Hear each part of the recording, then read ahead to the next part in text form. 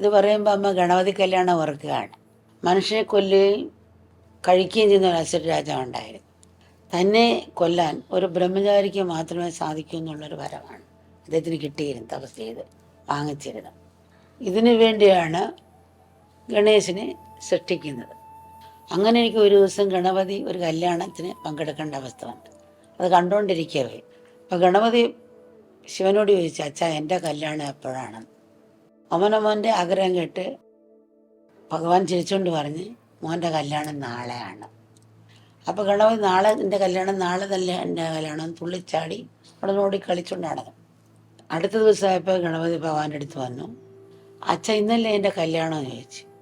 ശിവനൊരു നിമിഷം അനങ്ങാതെ ഗണപതി പറഞ്ഞ് കേട്ടോണ്ട് നിന്നിട്ട്, അല്ല മോനെ, നാളെയാണ് മോൻ്റെ കല്യാണം. ഓ, അച്ഛൻ പറഞ്ഞ പോലെ നാളെയാണ് എൻ്റെ കല്യാണം. പിന്നെയും തുള്ളിച്ചാടിപ്പോയി. അന്നും ഗണപതി മടങ്ങി വന്ന് അച്ഛൻ വിളിച്ച്, എൻ്റെ കല്യാണം ഇന്നല്ലേ അച്ഛാ?